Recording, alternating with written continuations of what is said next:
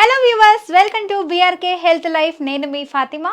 So ఈరోజు మనతో పాటు అయితే స్టూడియోలో ఉన్నారు ప్రముఖ ఆయుర్వేద వైద్య నిపుణులు డాక్టర్ చిట్టిబట్ల వంశను శర్మ గారు మనతో పాటు ఉన్నారు స్టూడియోలో. సార్ని అడిగి మరిన్ని వివరాలు తెలుసుకుందాం. నమస్తే సార్. నమస్తే. ఎలా ఉన్నారు? చాలా బాగున్నాను సార్. చాలా మంచి సార్తో కలిసాం మనము. సో ఇప్పుడు చాలా మంది సార్ ఈ మధ్య కాలంలో మోకాళ్ళ నొప్పులతో బాధపడుతున్నారు, పెద్దవాళ్ళ నుంచి చిన్న పిల్లల వరకు. ముఖ్యంగా సమ్మర్లో అయితే ఇంకా చాలా మంది పెయిన్ ఫేస్ చేస్తున్నారు. సో ఈ పెయిన్ అనేది రాకుండా ఉండాలంటే ఏం చేస్తే మంచిదంటారు? అసలు ఎందుకు వస్తాయి ఈ పెయిన్స్? ఈ పెయిన్స్ రావడానికి అనేక రకాలైన కారణాలమ్మా. పోషకాహార లోపం ఒకటి. ఓకే. తర్వాత ఈ మధ్య కాలంలో అపార్ట్మెంట్ కల్చర్ ఎక్కువైపోయిందమ్మా.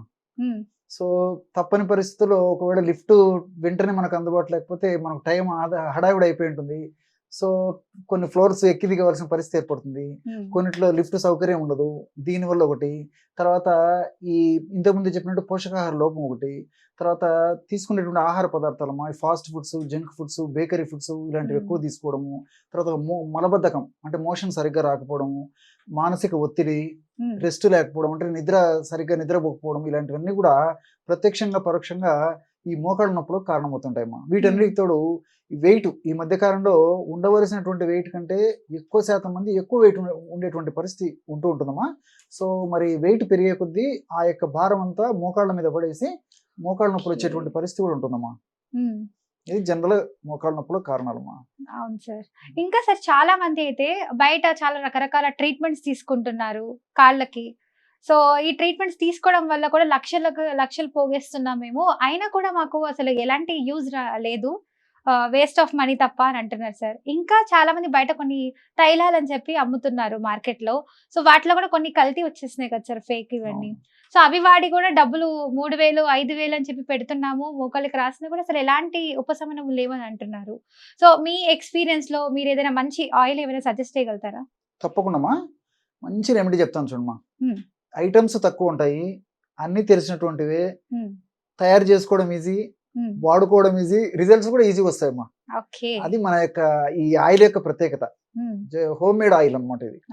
సో ఇప్పుడు మనం ఈ విధంగా నేను చెప్పినటువంటి ఆయిల్ తయారు చేసుకుంటేమా చిన్న పిల్లల నుంచి పెద్దల వరకు ఎవరికి ఇలాంటి మోకాళ్ళ నొప్పులు వచ్చినా అందరూ వాడుకోదగ్గ దివ్యమైనటువంటి ఆయిల్ అమ్మా. రేట్ కూడా చాలా తక్కువ రేట్లో తయారైపోతుంది. ఇప్పుడు మనకు మార్కెట్లో దొరికేటువంటి ఆయిల్స్ అన్నమా ఒక 50 ml 60 ml 70 ml ఈ రేంజ్ లో మనం తీసుకున్నా మినిమం దాదాపు 60 రూపాయలు 70 రూపాయలు ఉన్నాయమ్మా. సో అంతంత ఖర్చు పెట్టుకున్నా మరి ఫలితం ఇప్పుడు మనం చెప్పిన దాంతో పోల్చుకుంటే మనదే బాగా పనిచేస్తాయమ్మా. మనం ఇంట్లో తయారు చేసుకొని వాడుకున్నటువంటి ఆయిల్సే ఇంకా బాగా పనిచేస్తాయమ్మా. కొంతమందిలో మేము అవి కూడా చూస్తుంటాము. సో ఎలా తయారు చేసుకోవాలంటమ్మా, నువ్వుల నూనె, తర్వాత వాము పొడి, కర్పూరం అమ్మా. కర్పూరం. సో నువ్వుల నూనె ఒక 250 ml ఒక పాత్రలో తీసుకోవాలమ్మా. నువ్వుల నూనె తెలుసు కదమ్మా, అన్ని మనకు తెలిసినవమ్మా. సో 250 ml నువ్వుల నూనె ఒక పాత్రలో తీసుకొని పొయ్యి మీద పెట్టేసేసి ఆ సన్న మంట మీద కాచాలమ్మా. కొద్దిసేపటికి వేడైన తర్వాత కొద్దిగా పొగలు రావడం మొదలవుతుంది. ఎప్పుడైతే పొగలు రావడం మొదలవుతుందో అప్పుడు వామును పౌడర్ తయారు చేసి పెట్టుకోవాలమ్మా. వామును కాస్త వేయించేసేసి పౌడర్ తయారు చేసి పెట్టుకొని ఆ వాము పొడిని ఒక 25 grams వేసేయాలి. అర్థమైంది కదమ్మా.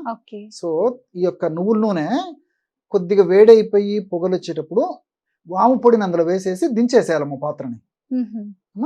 సో దించిన తర్వాత 25 grams కర్పూరం పొడి కలపాలి.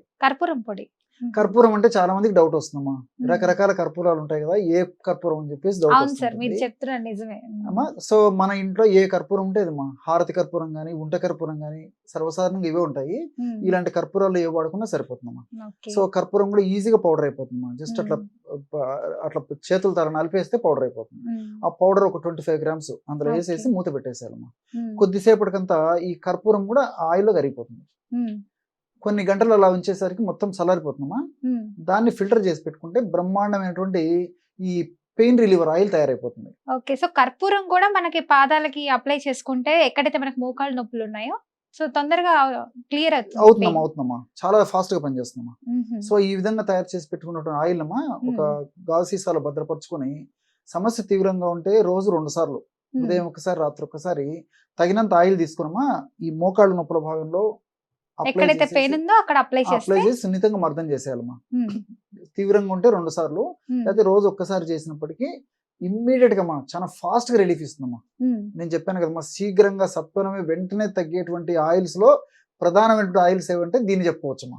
ఓకే. మేము నా 35 సంవత్సరాల అనుభవంలో ఎంతో మందికి చెప్పేసేసి వాళ్ళందరూ బాగా తయారు చేసుకొని ఫాలో అయ్యి ఆ ఫీడ్బ్యాక్ ఇచ్చిన తర్వాతనే మీరు అడిగారు కాబట్టి మళ్ళీ మా ప్రేక్షకులకు కూడా చెప్పడం జరుగుతుందమ్మా. చాలా ఈజీగా తయారు చేసుకోవచ్చమ్మా. సో ఇంకోటి ఏంటంటేమా, ఇప్పుడు మీరు మోకాళ్ళ నొప్పులకు అడిగారు ఆయిల్. అవును సార్. ఈ ఆయిల్ యొక్క ప్రత్యేకత ఏంటంటేమా, తలనొప్పికి పనిచేస్తుంది, మెడ నొప్పులకు పనిచేస్తుంది, భుజం నొప్పికి పనిచేస్తుంది, తర్వాత వీపు నొప్పికి పనిచేస్తుంది, అదేవిధంగా ఈ కండరాల నొప్పులకు పనిచేస్తుంది, నడుము నొప్పికి పనిచేస్తుంది. వాట్ నాట్ తెలుసమ్మా, భాగంలో ఓన్లీ కీళ్ళ నొప్పులకే కాకుండా మనకి ఎలాంటి పెయిన్స్ ఉన్నా, మెడ నొప్పి, భుజాల నొప్పి అన్నిటికీ యూజ్, ఆల్ ఇన్ వన్ ఒక ఆయిల్ ఇది.